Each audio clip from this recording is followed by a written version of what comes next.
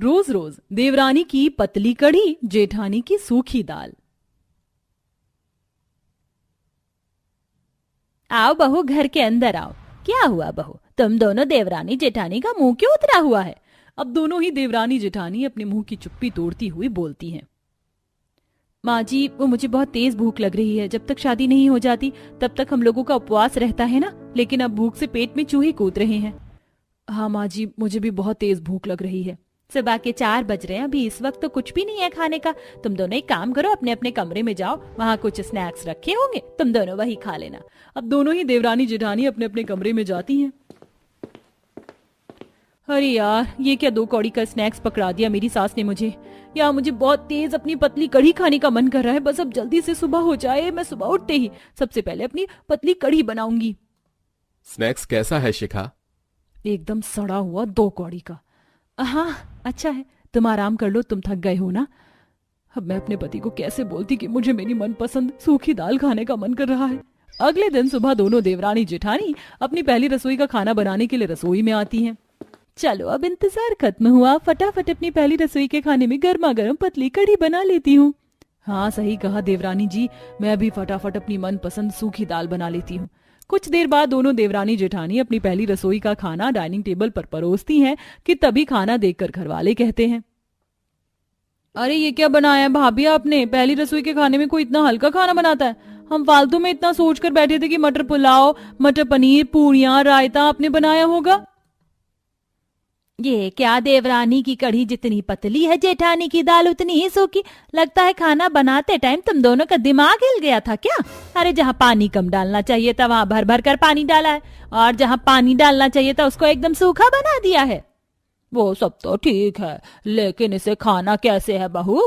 हाँ हाँ रुकिए, मैं आपको खाकर बताती हूँ। तभी तपाक से शिखा कहती है, मैं भी आपको बताती हूँ कि मेरी सूखी दाल को कैसे खाना है। अब दोनों देवरानी जेठानी डाइनिंग टेबल पर बैठती हैं। यहाँ देखिए आप लोग, इस पतली कढ़ी को लेना है और चावल में मिलाना है, और गर्मा गर्म कढ़ी चावल ऐसे स्पून के साथ स्वाद लेकर खाना है। तभी शिखा भी अपनी सूखी दाल को खाकर बताते हुए कहती है, अब आप लोग मेरी सूखी दाल भी देख लीजिए कैसे खानी है। रोटी का एक कौर तोड़िए और चम्मच से इसके ऊपर ये सूखी दाल डालकर खाइए। अब बहू के बताए हुए तरीके से पूरा परिवार पतली कढ़ी और सूखी दाल को खाने की कोशिश करता है, लेकिन जैसे ही सुनैना अपनी रोटी को सूखी दाल के साथ उठाकर अपने मुंह में डालती है कि वो सूखी रोटी और दाल उसके गले में फंस जाती है और वह तेज तेज खांसने लगती है। बेटा जल्दी पानी का ग्लास पास कर। ये लीजिए माँ, पानी पीजिए। आप ठीक तो है ना?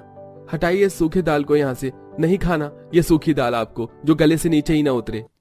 दूसरी तरफ बुआ सास जैसे ही चावल कढ़ी का कौर अपने मुंह में डालती है कि उसके साथ ही वह पूरी पतली कढ़ी उसके कपड़ों पर गिर जाती है। अरे बहू, यह कढ़ी तो इतनी पतली बनी है कि मुंह में जाने से पहले ही कपड़ों पर गिर गई। अब लंबी कचर पचर होने के बाद जैसे तैसे घर वाले उस सूखी दाल और पतली कढ़ी को खाते हैं। अब अगले दिन सुबह कोमल की 2 सहेलियां संगीता और दीपा घर आती हैं। भाभी, मेरी सहेली आई हैं बड़ी दूर से, उन्हें भूख लग रही, जरा कुछ हल्का नाश्ता बनाकर मेरे कमरे में ले आइए। अब दोनों ही देवरानी जेठानी रसोई में आती हैं और तेजी का चूर्ण देते हुए देवरानी अपनी मनपसंद पतली कढ़ी और देवरानी अपनी सूखी दाल बनाकर कोमल के कमरे में जाती और उनके सामने रख देती है। अरे कोमल, ये क्या बनाकर रखकर चली गई तेरी भाभी? ये इतना पतला पीला सा प्लेट में क्या है? तेरे घर में किसी का पेट खराब है क्या? और ये नमकीन क्या दाल की है? ये क्या है? सूखा सूखा दाल, इसे क्या करना है? भाभी कहाँ हैं आप? अभी के अभी मेरे कमरे में आइए। अब दोनों ही देवरानी जेठानी झटपट अपनी नंद के कमरे में आती हैं। ये सब क्या है भाभी? आपको मैंने बोला था ना कि कुछ हल्का नाश्ता बनाना है, लेकिन आपने फिर से ये पतली कढ़ी और ये सूखी दाल बनाकर मेरे फ्रेंड्स के आगे रख दिया। अरे आपको कब समझ में आएगा कि जो चीज आपको पसंद है जरूरी नहीं कि वही चीज हर किसी को पसंद हो। अब ले जाइए इसे उठाकर यहाँ से, हम लोग बाहर से ही कुछ खा लेंगे। अब देवरानी अपनी पतली कढ़ी और जेठानी अपनी सूखी दाल को उठाकर रसोई में आती है। कुछ ज्यादा ही नखरे नहीं है हमारी ननद जी के। इतनी प्यारी मेरी पतली कढ़ी को इतना भला बुरा सुना दिया। हटो, मैं खुद ही खा लूंगी। अरे माथा खराब है मेरी ननद और उनके दोस्तों का, जो इतनी स्वादिष्ट सूखी दाल को खाने से मना कर दिया। अब धीरे धीरे घरवाले अपनी बहू के हाथ की पतली कढ़ी और सूखी दाल खा खा कर परेशान हो चुके थे। तभी एक दिन विक्रम और मोहन अपने ऑफिस कलीग के साथ लंच कर रहे होते हैं। अरे भाई ये क्या, तू फिर से ये अपनी पतली कड़ी और सूखी दाल ले आया? अब और मैं तेरे साथ लंच नहीं कर सकता। तेरा तो पता नहीं मुझे, पर अब ये एक तरह का खाना रोज रोज तेरी टेबल पर देखकर मेरा मन भटक गया है। मैं जा रहा हूँ, अकेले ही लंच कर लूंगा। ऑफिस कलीग के वहां से जाने के बाद भैया ये कैसी वाइफ है हमारी। इनको कितनी बार समझाया कि हमें ये पतली कड़ी और सूखी दाल नहीं खानी, लेकिन फिर से इन्होंने हमारे लंच बॉक्स में यही सब पैक करके हमें दे दिया और आज इसी तरह से ऑफिस में हमारी इंसल्ट हो गई। तभी रात में जब दोनों भाई ऑफिस से घर लौटते हैं तो देखते हैं कि रात के खाने में फिर से डाइनिंग टेबल पर पतली कड़ी और सूखी दाल बनाकर रखी हुई है। ये क्या, अब फिर से तुम लोगों ने ये पतली कड़ी और सूखी दाल बनाकर रख दी? अरे अब और कितना बनाओगे इस पतली कड़ी और सूखी दाल को? खा खा कर हमारा मुंह पक चुका है। हमारा क्या, हमारे दोस्तों का, हमारे ऑफिस फ्रेंड्स का, सबका। अरे माँ बुआ, आप इन्हें कुछ कहती नहीं है क्या? हम पर क्यों गरमा रहे हो बेटा? हम तो बोल बोल कर थक गए, इसीलिए अब तो हमने बोलना ही छोड़ दिया। अब फिर से दिल पर पत्थर रखकर पूरा घर देवरानी की पतली कड़ी और जेठानी की सूखी दाल को खाकर वहां से अपने कमरे में आराम करने चले जाते हैं। ऐसे ही कुछ दिन गुजरते हैं, तभी एक रोज दरवाजे पर 40 से 50 लोगों की दस्तक होती है। इतनी सुबह सुबह तड़के हमारे घर का दरवाजा किसने बजाया? जाकर देखती हूँ। अब सुनैना जैसे ही दरवाजे को खोलती है और दरवाजे पर 40 से 50 लोगों को देखकर हैरान होकर कहती है, आप लोग यहाँ अचानक? ना कोई फोन, ना कोई खबर, कुछ बताया भी नहीं। 50 लोगों के सदस्य में खड़ी रूपमती कहती है, हाँ, वो जरा अपनी बेटी से मिलने आए थे, फिर मिलकर गांव ही लौट रहे थे, पर सोचा कि जाते जाते तुमसे भी मिल लें, इसीलिए हम सभी लोग बिना बताए तुम्हारे घर पर आ गए। तुम्हें बुरा तो नहीं लगा ना सुनैना? नहीं नहीं, आइए। 40 से 50 लोग आकर सोफे पर बैठ जाते हैं। सुनैना दीदी, हम बहुत ज्यादा थक गए, माले कुछ खाने का बना लो। अब सुनैना हैरान परेशान होकर रसोई में आती है, जहां दोनों देवरानी जेठानी पहले से खड़ी होती हैं। ये 40 से 50 लोग एक साथ घर में आ गए हैं। घर में तो इतनी सब्जियां भी नहीं है, मैं अब इन्हें क्या बनाकर खिलाऊं? माँ जी आप परेशान क्यों हो रही हैं? आप हटिए, हम फटाफट से पतली कड़ी और सूखी दाल बना देते हैं ना। कोई जरूरत नहीं है, पहले ही तुम अपनी पतली कड़ी और सूखी दाल की वजह से बहुत रायता फैला चुकी हो। अब और नहीं, तुम हटो, मैं खुद बना लूंगी।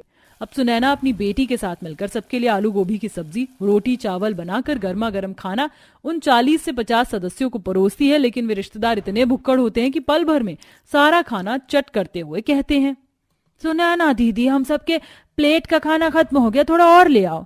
अब सुनैना रसोई में आकर देखती तो खाना पूरी तरीके से खत्म हो चुका होता है। अब क्या इन लोगों को खाना दूं? खाना तो खत्म हो गया है, ऐसे तो मेरी बेइज्जती हो जाएगी उनके सामने।